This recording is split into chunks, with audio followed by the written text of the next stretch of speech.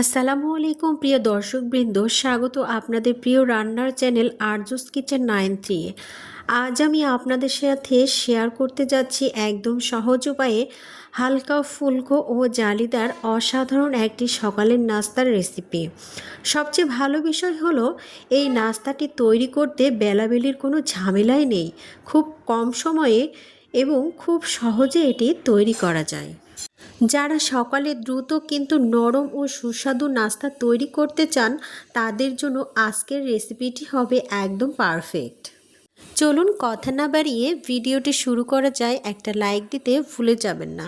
একটা লাইক দিয়ে পুরো ভিডিওটি স্টার্ট করার অনুরোধ রইল। এখানে একটা বোল নিয়েছি আর এখানে 1 কাপের মতো ময়দা নিয়েছি আর এখানে 1 কাপের মতো 1 কাপের থেকে একটু কম আমি চাউলের গুঁড়ি নিয়েছি আর এখানে স্বাদ মতো লবণ দিয়ে দিয়েছি। আর কিছুই লাগছে না, এখানে শুধু আমি পানি ইউজ করব আর গোলাটা বানিয়ে নেব। ময়দা, চাউলের গুঁড়ি আর লবণ একসাথে সুন্দরভাবে মিক্সড করে আমি এখানে পানি দিয়ে আমি গোলাটা গুলিয়ে নিচ্ছি। দেখুন কেমন স্ট্রাকচার হবে এই গোলাটা। আপনারা পারফেক্টভাবে তাহলেই তৈরি করে নিতে পারেন। ভিডিওটি কোথাও স্কিপ করবেন না, তাহলে মূল্যবান জিনিসগুলো আপনারা মিস করে যাবেন। আর সেজন্য পুরো ভিডিওটার সাথে থাকার অনুরোধ রইল। সুন্দরভাবে গোলাটা গুলিয়ে নিতে হবে। একেবারেই কিন্তু এখানে পানি দেওয়া যাবে না, 2-3 বারে পানি দিয়ে দিয়ে গোলাটা তৈরি করে নিতে হবে। আর যদি পানিটা বেশি হয়ে যায় তাহলে কিন্তু জালিদার ফুলকো পিঠাটা তৈরি হবে না। আর সেজন্য সুন্দরভাবে গোলাটা আগে তৈরি করে নিতে হবে। দেখতে হবে যে এটা ঠিক আছে কিনা।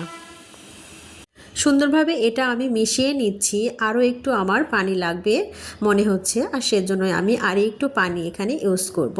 আর পানিটা ইউজ করে কীরকম থিকনেস হবে গোলাটার সেটাই আমি আপনাদের দেখিয়ে দিচ্ছি।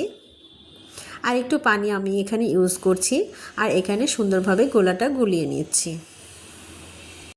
এই গোলাটা যদি পারফেক্টভাবে তৈরি করতে পারেন তাহলে কিন্তু জালিদার ফুলকো এবং সুন্দর একদম পারফেক্ট পিঠাটা তৈরি হয়ে যাবে। দেখুন গোলাটা আমার একদম রেডি হয়ে গিয়েছে। আমি কিন্তু এটা এরকম একটা থিকনেস হবে দেখুন গোলাটা। আর সুন্দরভাবে এটা ঢাকনা দিয়ে আমি ঢেকে রাখবো, কারণ এখানে চাউলের গুঁড়ি আছে আর সেজন্য একটু আমাকে সময় দিতে হবে এই পিঠাটার জন্য। আর সেজন্য আমি ঢাকনা দিয়ে 10 মিনিট আমি ঢেকে রাখবো, ভেতরে যেন দলাভাব না থাকে। আর সেজন্য একটু ভালোভাবে নেড়ে চেড়ে গোলাটা আমি সুন্দরভাবে ঢাকনা দিয়ে ঢেকে 10 মিনিট পরে ফিরে আসছি। 10 মিনিট পরে ঢাকনাটা উঠিয়ে দেখুন অনেক সুন্দরভাবে তৈরি হয়ে গেছে গোলাটা।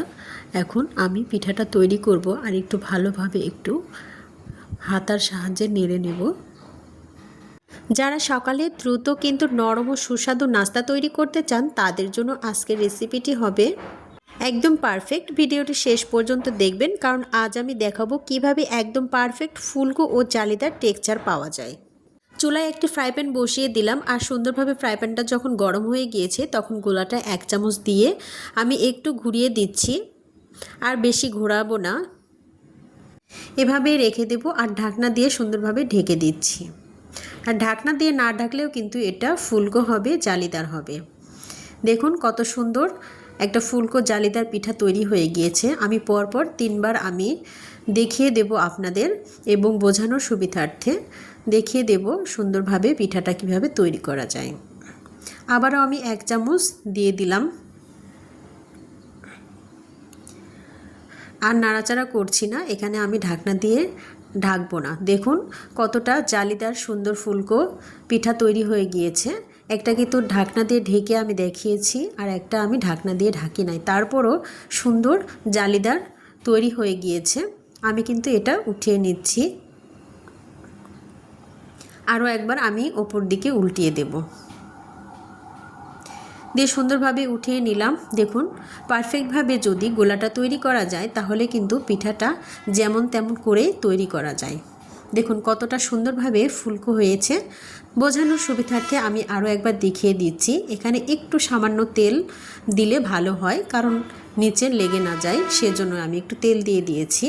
আরও 1 চামচ আমি বেটার দিয়ে দিলাম, দিয়ে সুন্দরভাবে আমি আবারও তৈরি করে নিচ্ছি। এটাও কিন্তু ঢাকনা দিয়ে ঢাকিনি, তারপরেও কিন্তু অনেক সুন্দরভাবে জালিদার ফুলকো পিঠা তৈরি হয়ে গিয়েছে। বেটারটা যদি পারফেক্টভাবে তৈরি করতে পারেন, যেভাবে পিঠা তৈরি করেন না কেন, এটা জালিদার ও ফুলকো পিঠা তৈরি হয়ে যাবে। প্রত্যেকটা স্টেপ আমি অনেক সুন্দরভাবে বুঝিয়ে দিয়েছি। এই জালিদার পিঠা তৈরি করার জন্য কিভাবে তৈরি করতে হবে আশা করি আপনারা বুঝতে পেরেছেন এবং ভালো লেগেছে আপনাদের। দেখুন কতটা সুন্দর এবং পারফেক্টভাবে তৈরি হয়ে গিয়েছে। কেমন লাগলো আমার ভিডিওটি অবশ্যই কমেন্ট বক্সে জানাতে ভুলবেন না। যারা নতুন বন্ধুরা আমার চ্যানেলে অলরেডি চলে এসেছেন অবশ্যই চ্যানেলটি সাবস্ক্রাইব করে পাশে থাকবেন এবং পাশে থাকা বেল নোটিফিকেশন অল করে রাখবেন, তাহলে নিত্য নতুন ভিডিওগুলো পৌঁছে যাবে সবার আগে আপনার কাছে। এখানে পারফেক্টভাবে কিভাবে রেসিপি তৈরি করা যায় সেই টিপসগুলো আমি দিয়ে থাকি সব সময়, আর সেজন্যই চ্যানেলটির সাথেই থাকবেন এবং চ্যানেলটি সাবস্ক্রাইব করে রাখবেন, তাহলে নিত্য নতুন ভিডিওগুলো পৌঁছে যাবে সবার আগে। খুব সহজে বেলাবেলির ঝামেলা ছাড়াই এই নাস্তাটি তৈরি করে নিতে পারেন। গৃহিণীরা আমরা সবাই কিন্তু অনেক ব্যস্ততার মধ্যে কাটে, আর সেজন্যই কিন্তু আমরা এই পারফেক্টভাবে এই নাস্তাটি দ্রুত তৈরি করে নিতে পারি। সবাই ভালো থাকবেন, সুস্থ থাকবেন। আল্লাহ হাফেজ।